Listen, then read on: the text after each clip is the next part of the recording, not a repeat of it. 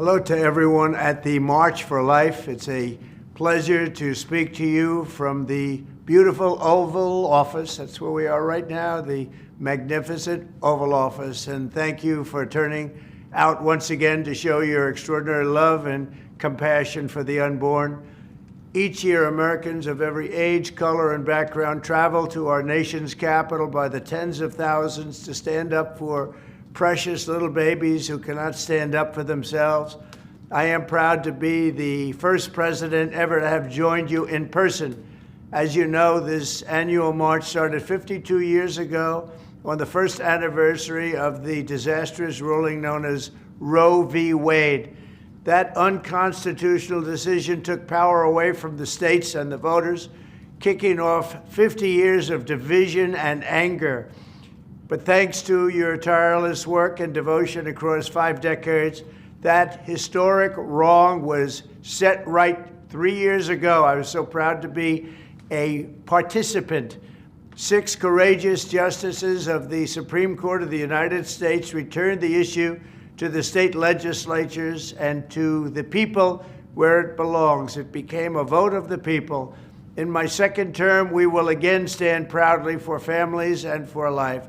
We will protect the historic gains we have made and stop the radical Democrat push for a federal right to unlimited abortion on demand up to the moment of birth and even after birth. Think of that, after birth. And some people want that. Can you believe it? We will work to offer a loving hand to new mothers and young families, and we will support adoption and foster care. We will protect women and vulnerable children. Under my leadership, a reformed Department of Justice will finally investigate the radical left attacks on churches and crisis pregnancy centers, and we will bring perpetrators to justice. We will get them to justice one way or the other. I will also end the weaponization of law enforcement against Americans of faith, and I'm releasing the Christians and pro-life activists who were persecuted by the Biden regime for praying and living out their faith. I just signed that document, and they're being released. One such American was Paula Harlow. At 75 years old, Paula was sentenced to 2 years in prison after praying outside of a clinic. That's why she was sentenced to 2 years. That's what happened under the Biden regime. In her sentencing, the judge mocked her Christian faith while her husband pleaded to be thrown in jail with his wife, fearing she would die alone behind bars. This week, it was my honor to grant a full and complete pardon to Paula and many others who were the victims of this horrific weaponization. Never again will religious persecution be allowed to happen in America. To all of the very special people marching today in this bitter cold, I know your hearts are warm and your spirits are strong because your mission is just very, very pure, to forge a society that welcomes and protects every child as a beautiful gift from the hand of our Creator. Thank you for never losing hope and never giving up. Thank you for your tremendous support. God bless you and God bless America. Let me say thank you. Good afternoon, marchers. Thank you for having me. And it is an honor to be standing with you here today for life. We are proud to march with you. And yes, we will be back next year.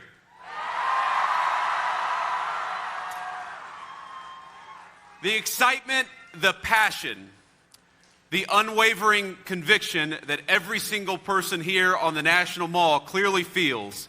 It is deeply moving to me and means more to President Trump and I than I could possibly say. For over a half century, this march has united tens of thousands of Americans from all walks of life to rally for the cause of life in our nation. It is the single largest gathering in the world to celebrate our movement, the victories we've fought so hard for, and yes, the victories yet to come. And I want to personally welcome all of you who have traveled from far and wide to our nation's capital. Thank you for your dedication, and it is an incredible crowd, and it's great to see you today.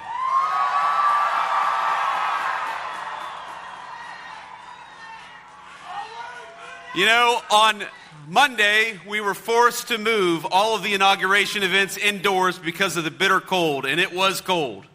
But you guys, and it's cold today, here you are outside in an especially frigid January. And I don't think I've ever seen such a joyful crowd out here, particularly during this time of year.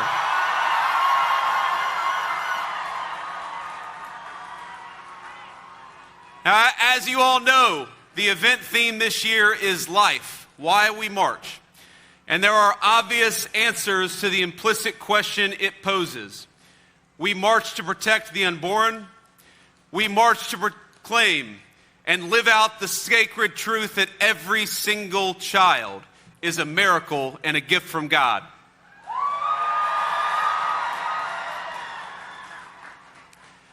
Now, each time Usha and I welcomed our own children into the world, we saw firsthand the indescribable beauty of new life, and yes, as you can see, sometimes the behavioral challenges that we had on Monday, but they were good.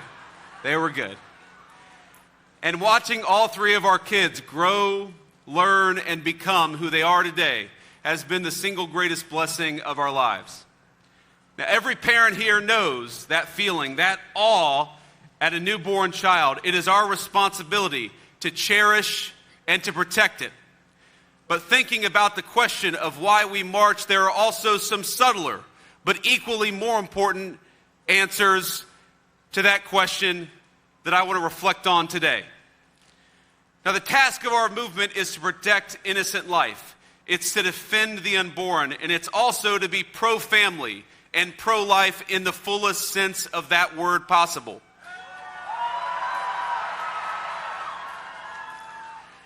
Now, across my own lifetime, I can't tell you the number of friends and other acquaintances I've had who, facing a pregnancy or the prospect of one, react not with joy but with concern. They wonder, how can they afford it? What will it mean for their education, their career, their relationship, or their family? And I know how many of you in this crowd have devoted immeasurable time and resources to help answer those questions and to lend a hand to young people facing a moment of desperation. But by and large, our society, our country, has not yet stepped up in the way you have. And our government certainly has failed in that important responsibility.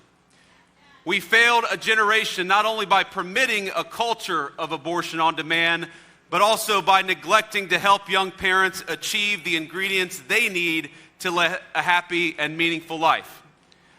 A culture of radical individualism took root, one where the responsibilities and joys of family life were seen as obstacles to overcome, not as personal fulfillment or personal blessings. Our society has failed to recognize the obligation that one generation has to another is a core part of living in a society to begin with. So let me say very simply, I want more babies in the United States of America.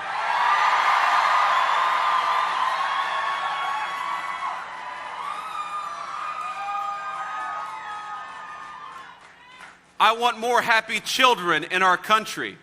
And I want beautiful young men and women who are eager to welcome them into the world and eager to raise them.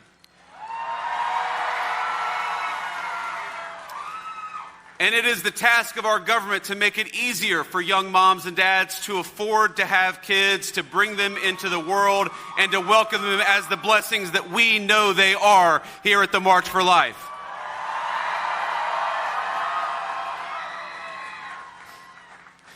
Now, it should be easier to raise a family, easier to find a good job, easier to build a home, to raise that family in, easier to save up and purchase a good stroller, a crib for a nursery.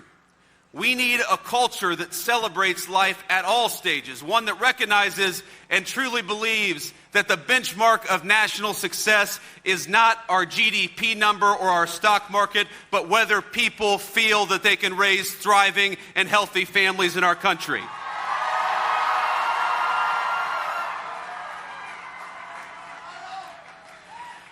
And that brings me back to where we stand today. Earlier this week, President Donald J. Trump stood in the Capitol Rotunda and took the oath of office, becoming not just the 45th, but now the 47th President of the United States, and I know all of you helped.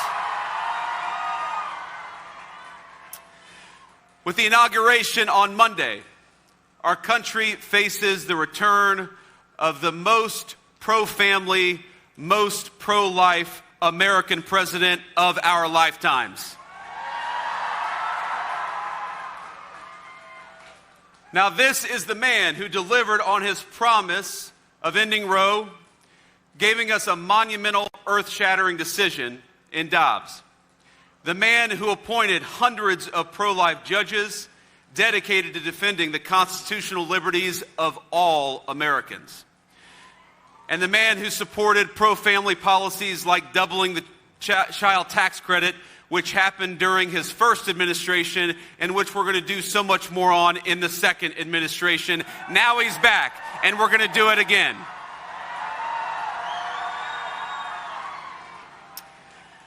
Now, yesterday, President Trump issued a strong endorsement of the Born Alive Abortion Act, ensuring that those babies who survived botched abortions enjoy the equal protection under law, which is the obligation of every citizen to enjoy in this country.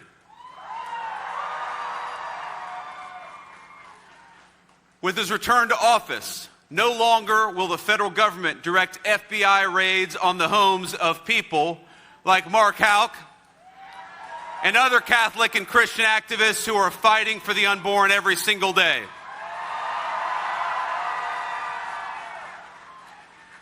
And no longer will our government throw pro-life protesters and activists, elderly, grandparents, or anybody else in prison. It stopped on Monday, and we're not going to let it come back to this country.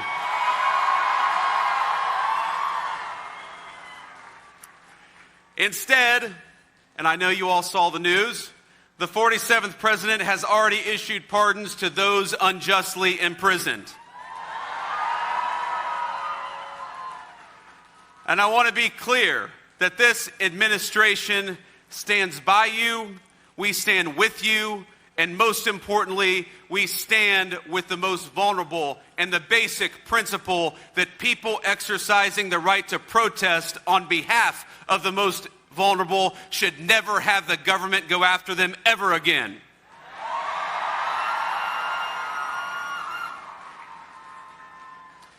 Now, the crowd assembled here in this incredible national mall provides an extraordinary example for our nation.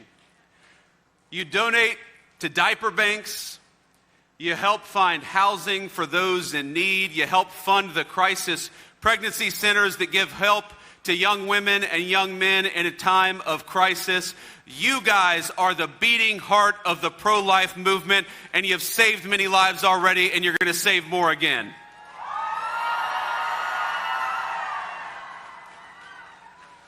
You being here this very March is a reminder of the incredible strength and unity of the pro-life movement. And from the bottom of my heart, thank you. Thank you for being here, and thank you for marching here today.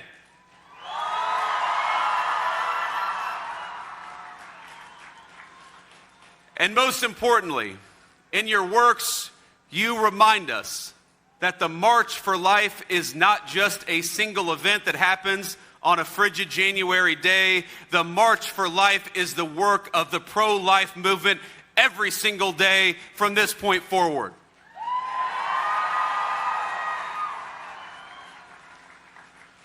Now, it is a lifelong call to action, a moment in time, but every single day that you guys do what you do, from supporting young moms and dads to fighting for the unborn, to working with our legislatures at the state and federal level, you make it possible for us to stand here and say that America is fundamentally a pro-baby, a pro-life, and a pro-family country.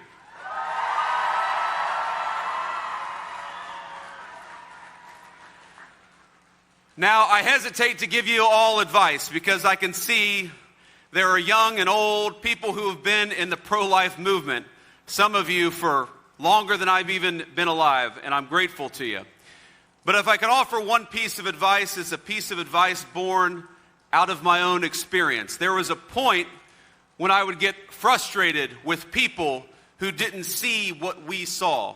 I would get frustrated that people could look at a picture of a baby on an ultrasound and see not a human being, but just a clump of cells. But one of the things that being a father has taught me, and one of the things that being in politics has taught me over the last couple of years, is that it is a blessing to know the truth, and the truth is that unborn life is worthy of protection.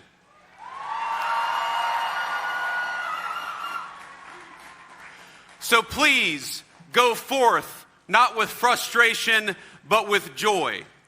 We are joyful to march for life. We are joyful to know that that picture on an ultrasound, that is a picture of a baby with hopes and dreams and potential to come.